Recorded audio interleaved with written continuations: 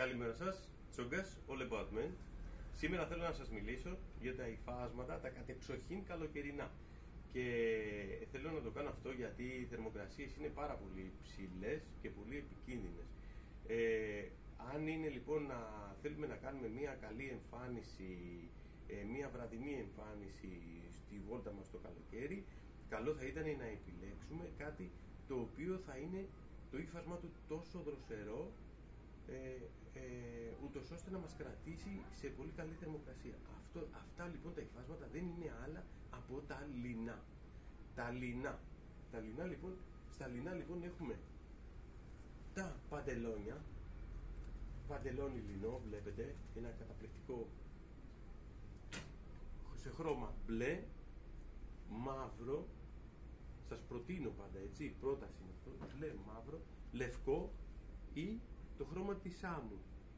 Αυτά τα 4 χρώματα είναι τα βασικά χρώματα στο λινό και όχι ότι δεν υπάρχουν και άλλα, έτσι, υπάρχουν και σε λαδί, αλλά όλα είναι θέμα προτίμησης. Όπως επίσης και το πουκάμισο.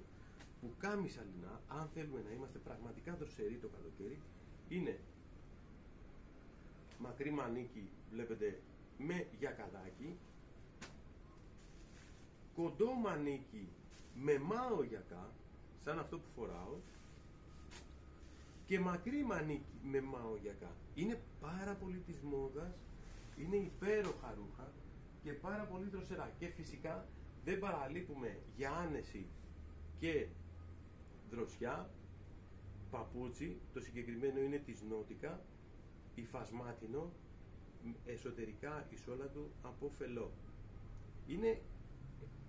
Φτιάχνουμε έτσι ένα πάρα πολύ καλοκαιρινό και υγιεινό ντύσιμο, χωρίς επιπλέον μυρωδιές άσχημες.